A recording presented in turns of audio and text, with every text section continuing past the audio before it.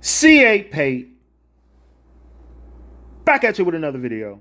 And in today's video, I am going over and breaking down the instrument cluster on a Can-Am Ryker 600, 900, and Rally. This instrument cluster is also on a lot of the F3s. They're on those as well. This is the same instrument cluster on some of the F3s. Now the F3S has a different instrument cluster, and some of the newer F3s have like that tablet style that's sitting on top, the 2025 and 2026s. So I think in the next iteration or version of the Can-Am Ryker, they're gonna probably put that tablet up top. So obviously it's gonna cost a lot more for the bike overall when they enhance this thing or refresh it, so on and so forth. But before we get into today's video, please hit that subscribe button for me right now and become a part of this wonderful three-wheel community. Hit that subscribe button. We are on the road to 10,000 subs. We're almost right there. I just need a couple of you guys to just help me out. Share the videos and hit the subscribe. Let's get it. All right. So let's talk about it. You got this bike, right? The bike has all type of lights on it and this and that. Maybe you bought it used. A lot of you guys see that dreaded VSS fault code that comes on. Sometimes it's because you're riding the throttle, you're pulling the throttle, basically the gas, but you're steady braking at the same time. The bike gets confused and it goes into a fault code. A lot of times in the past we had issues with the yaw sensor. So remember these two things. A red indicator light on one of these things, a red indicator light means you need and require immediate stoppage. A yellow or a orange light means you're all good to a certain degree, but you do need some attention to the bike. The bike needs some attention. Something's wrong. You just don't need to stop right now. A red indicator light means you need to stop right now. You're about to screw your bike up. So let's talk about what we got on the screen. Let's walk through a little bit of it. So at the top, you got the trip or the mileage. Also, the time is up there a lot of times if you switch it over to the time. Over here to the left, that is depending on if you have a Spider or a Ryker. One of them is the heated hand grip sign. Also, the gas light sign, so on and so forth, right? Right here in the middle, this little thing that looks like a clock, that tells you that your cruise control is on when you hit the button, depending on what version of the Ryker that you have or Spider. That's the cruise control. Right in the middle is going to be the miles per hour. Over here, it'll tell you what mode you're in, whether you're in sport, eco, so on and so forth. It's going to tell you what mode you're in. Maybe you're in rally if you're really having fun. Right here where you see that P, that means you're in park. When you let the parking brake down, then you're either probably going to be in forward, or if you hit the reverse lever, it's going to say R, it means you're in reverse. This right here, this little squiggly line, that means the traction control is off. Usually that means that because you're in rally or you're in sport, in eco or in regular, it's not, that traction control light is not going to be on. When you're in, see these two bodies right here, these are basically two people. That means on the Ryker that you have a passenger aboard. And the bike identifies that you have a passenger aboard because on one of the rear pegs that you let down, I think it's the left one, that one has a sensor on it to let the bike know that a passenger is on the bike. So it's going to go into like a safe mode, and you're still getting kind of full power, but I used to always ride with it up, especially if I was riding by myself. Over here to the right, this is telling you if the bike is overheating or not, right? The coolant system. So right now, as we currently see it, that thing is all the way up. That means that thing about to overheat, right? Down here are the lights you majorly look for. You hope that. So all the way to the left, that's the turn signal, left turn signal. Right here is the exclamation point. Lord Jesus. So the exclamation point, that is the master warning light. So that could possibly be the tire pressure, low tire, weak battery, vehicle stability system, the parking brake.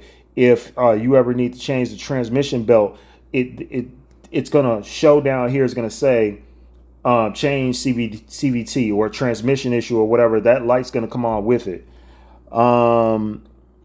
This light, high beams, The next one over to the left is coolant, right? Battery, oil. So pretty self-explanatory. All the way over to the right, you see the check engine light right here. So kind of self-explanatory. So let's go back over here, right? So if it's in standard mode, right, you're not in one of the other modes, it's not going to be an icon. If you're in eco, you're going to see this little thing to the right. If you're in sport, you'll see these other lines here. If you're in rally, right? So those are kind of things you see. So green, right, those are the turn arrows, right? If you see them both flashing, then that means that is your hazard or warning lights, depending on if you're on a spider or so on and so forth. Again, the exclamation point, that's a vehicle malfunction of some sort. And I rattled off the list of what those could be. The blue high beam light, if you see that blue light, that's the high beam light. The red, that's the engine temperature. So again, if you see a red, when that red goes off, right? When this one, where is he? When the coolant light goes off in red, do something right here. When that one brights up in red, hey, just stop riding the bike. Something just happened. It could have been a hose in your coolant, got a something punctured in it. It could be the radiator got a hole in it. Somehow a rock went through it. It could be whatever it is. Your bike is overheating. You're about to cause some engine damage. So just stop the bike, figure out what's going on, get it towed, whatever it is.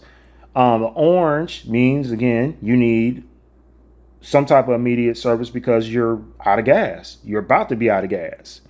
An orange engine light, that can be, usually that's something you don't want to see. It's normally accompanied by a VSS fault code light, right? So it's in orange. So it's saying something's wrong. It's not in red, but it does need some type of service or so on and so forth. Usually if there's a VSS fault, you can go into the bike, figure out what the code is, Google the code, and it tells you kind of what's going on so you can get it to the dealer, so on and so forth. Again, fuel light, indicator light, passenger icon. So we already talked about that. The passenger icon, that's what it's going to look like. And it is when the left-hand passenger foot peg is deployed. So when the left passenger foot peg is down, that light will come on, and it's basically in like a safety mode because the bike recognizes that you have a passenger on the back. We talked about the cruise control. The ABS, that means there's some type of malfunction with it. Red, again, we got another red one. So if you see that oil can light with red, that means that you ain't got no oil in here, or the oil is low. There's something wrong, but we all know you don't drive a car or a bike without oil, right? So look out for that icon. If you see a red icon that deals with coolant, it's either going to deal with coolant or it's going to deal with oil. Stop the bike. You probably need to have it towed. Don't keep riding the bike. Figure out if there's an oil leak. Figure out okay, I've had the bike since 2019. I've never done an oil change. Yes, this thing is probably out of oil. Add some oil. Know what kind of oil to add. Whatever you got to do.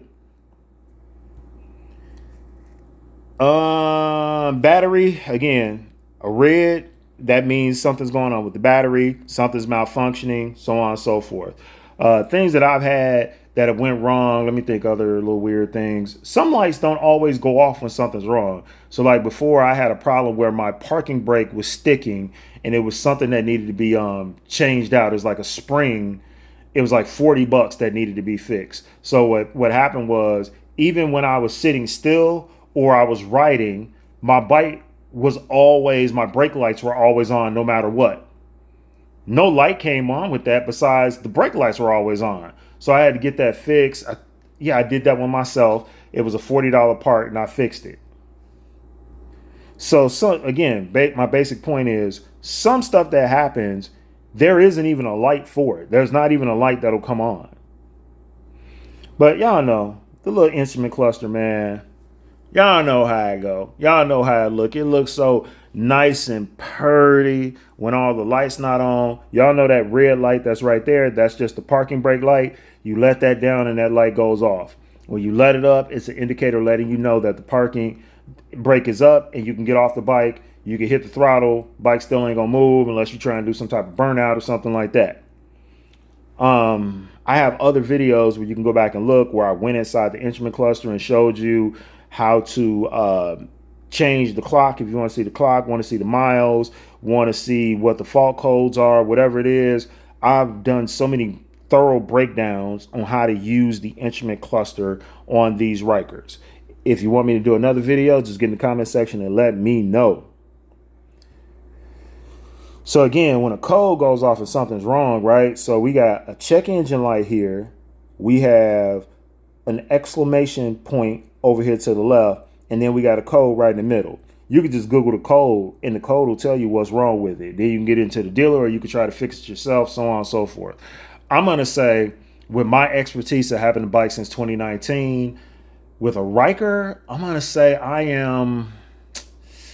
my knowledge of a Ryker, I would say at this point is about 80%. There's a 20% that I still may not know, but 80% I think that I've went through it all, seen it all. These bikes do some weird things, man. Y'all know, as I said, if that transmission, something's going on with the transmission, that exclamation point is going to come on with it, as long as the wording that says transmission. Something is wrong, right? At least it's an orange, so you can still keep riding it, but 9 times out of 10, it's probably your belt needs to be changed or something's going on with the transmission. Same type of deal. That's just it going across the screen and going away. Again, all types of codes go off on these. Get in the comment section. Let me know if y'all enjoying today's video so far. I hope you are. I put a little effort into this one. I am going to try to keep educating you guys. Maybe the next one I'll do more on the spider screen or setup. Get in the comment section, man. Let me know what kind of videos you guys want to see, because that's the type of content that I want to provide for you. So remember, on that belt, that CVT belt, when that thing goes, usually it's going to go at anywhere from 9,000 to 12,000 miles on the bike. It just depends on how hard you ride the bike and how many burnouts you do. If you do a ton of burnouts, yes, your belt's going to go earlier. When my belt went, it was at 8,000 miles, and it was because I was doing a ton of burnouts on my Ryker, and I had put on a pedal commander and a dyno jet. I just screwed the bike up. So the belt went. The dealership, it was early on. I didn't know how to change it. So the dealership charged me $1,000. That was, I think they supplied the belt and they did the work, iMotorsports, for $1,000. That was a few years ago. That was about 3 years ago, 3 or 4 years ago. I don't know what it is now. Get in the comment section and let me know if the dealer has recently changed your CVT belt. What else did I do with that? Let me think. Okay, so in the manual, it says that belt needs to be checked every 9 to 12,000 miles. So if you inspect it and somebody opens it up and they see that the belt, nothing's wrong with it, they don't have to change it unless you're just like, you know what, I want to change anyway. If you have been riding your bike very cautious, right, and you've been doing everything you're supposed to do, you good, your belt probably fine. But some of us, that ain't the case. We really need to get that belt changed. So let me know, please let me know if you enjoyed today's video. I am open to suggestions for future videos. Please hit that subscribe button. Until next time, my friends, C.A. Pate out.